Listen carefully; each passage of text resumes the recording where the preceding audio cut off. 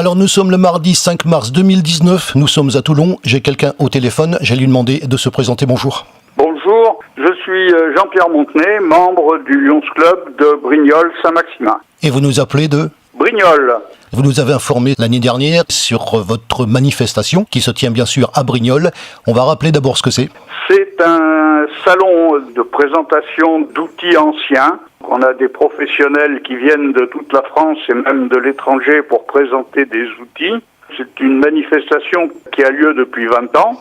Et cette année, disons qu'il y a une innovation. Nous présentons en même temps des voitures anciennes. Qu'est-ce qui a fait justement ce petit changement dans la thématique de votre salon ? Disons que nous sommes en relation avec l'écurie Brignoles, qui est une association de propriétaires de véhicules d'antan, et l'idée nous est venue de joindre les deux manifestations, disons qu'à peu près le même objet. Vous vous souvenez que déjà on s'est parlé l'année dernière, puisque on vous a appelé quelques jours avant le salon, et c'est à ce titre-là que cette année on vous rappelle. C'est donc ce week-end, ça se prépare déjà depuis un petit moment. C'est une préparation qui s'étale sur un an. La réservation de la salle doit avoir lieu pratiquement un an avant. Combien d'éditions ? C'est la 21e édition. Depuis la création, les 20 éditions, ça a évolué comment cette affaire ? Disons qu'au début, c'était une exposition d'outils. Disons que ça a changé plusieurs fois de nom, mais c'est toujours, disons, une exposition de professionnels et quelquefois de très très beaux outils qui se négocient fort cher. Vous vous souvenez que l'année dernière, vous m'aviez envoyé quelques photos de manière à ce qu'on puisse avoir une idée, puisqu'on n'est pas sur place. Nous sommes à Toulon, vous êtes justement un petit peu plus haut, à Brignoles, de manière à ce qu'on ait, nous, un regard sur cette manifestation qui apparemment est important, déjà par l'endroit où ça se passe. C'est sur l'emplacement du champ de foire de Brignoles dans la salle polyvalente. Il y a de la surface quand même, apparemment. Disons qu'on a une trentaine d'exposants pour les outils. Et disons qu'on a tout le terrain du champ de foire pour l'exposition des voitures. J'imagine qu'au bout d'un certain nombre d'éditions, vous avez fidélisé un public qui vient vous voir, nombreux. C'est une très belle manifestation, ça je tiens à le dire, de par le regard que moi je peux en avoir. Bien sûr, nous avons un regard sur vos manifestations. Il y a du monde qui vient. Et puis j'imagine que vous avez fidélisé un public. Et puis rappelons aussi les salons, je pense que vous serez d'accord avec moi, c'est d'abord la convivialité. La convivialité des personnes qui exposent, des relations que vous pouvez avoir parce que bien sûr, un salon, c'est aussi pour rencontrer des gens qui viennent vous voir et des relations, tout ce monde qui est là présent sur ce salon. Disons que nous avons en fait deux types de publics. Il y a des collectionneurs qui recherchent des outils particuliers, donc qui viennent voir des professionnels qui exposent. Et puis ensuite, on a le grand public qui viennent retrouver des outils dont on a quelquefois perdu le souvenir. Il y a des personnes qui viennent inaugurer votre manifestation ? Oui, l'inauguration aura lieu samedi à 11h en présence d'un certain nombre de personnalités. Parmi les personnalités, qui c'est qu'il y a ? Le maire de Brignoles ne pourra pas y assister, nous l'a dit. On aura plusieurs adjoints au maire, les maires des communes avoisinantes, peut-être notre député. C'est la raison pour laquelle on vous appelle avant. Qu'est-ce que vous pouvez nous dire au niveau de ce cachet ? Parce que cette manifestation, d'après les photos que j'en ai vues, elle a véritablement un cachet. La manière dont vous arrangez la salle, les outils de la manière dont ils sont exposés, et puis ce qu'il y a dedans, parce qu'il y a quand même des choses assez spéciales, parce que votre salon il est très chouette. Vous pouvez nous décrire, puisque vous êtes organisateur ? Il y a, disons, des outils, ça change. On a des professionnels qui le préparent.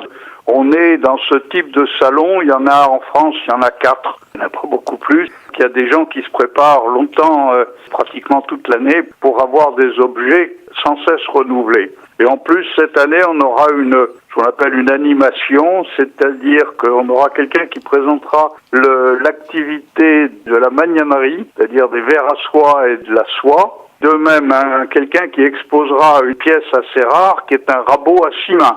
D'après ce que vous me dites, et je l'ai vécu justement ce week-end sur un salon des armes, c'est encore autre chose, puisque là on parle d'histoire, peut-être également de culture. Quand je prononce le mot culture, vous vous sentez concerné par ce mot ? Disons qu'au contact des outils anciens, on s'aperçoit que les anciens ouvriers avaient la culture de l'outil. Et on a certains outils qui sont décorés, qui sont en fait les utilisateurs les avaient personnalisés, et il y en a qui sont vraiment très beaux. J'imagine qu'à cette époque, les outils, la durée d'utilisation d'un outil était un petit peu plus longue que celle de maintenant.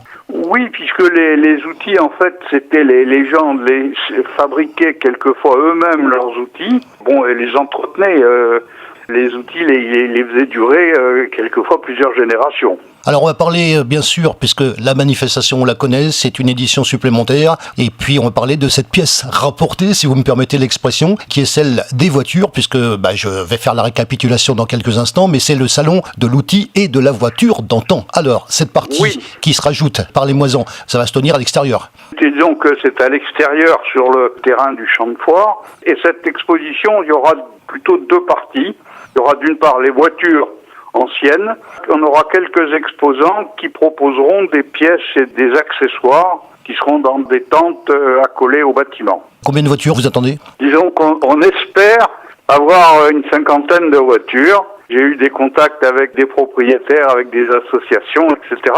Disons que dans ce type de manifestation, ça dépend du temps, de l'état d'esprit des gens qui viennent présenter leur voiture. Cette partie que vous rajoutez, vous comptez ensuite sur les éditions suivantes la perdurer ? C'est une expérience, on va faire ça en fonction du résultat. Si ça suscite de l'intérêt auprès des propriétaires de voitures anciennes d'une part et du public, et si l'écurie Brignol est d'accord pour continuer cette expérience, je pense qu'on renouvellera, on essaiera de voir une manifestation pérenne. Ce week-end, j'étais sur le salon des armes, on faisait venir des lanceurs de couteaux, de tannerons, qu'on avait justement quelqu'un de l'extérieur qui venait sur un salon. C'est un petit peu comme ça que ça se passe chez vous ce week-end. Exactement. On m'a expliqué cette notion de convivialité qu'il y a entre partenaires, un organisateur qui en rencontre un autre. Alors comment ça se passe ? Vous êtes deux organisateurs qui vous rencontrez. On s'est mis d'accord avec l'écurie Brignol qui viendra avec ses voitures, mais l'organisation proprement dite, c'est le Lions Club qui s'en occupe.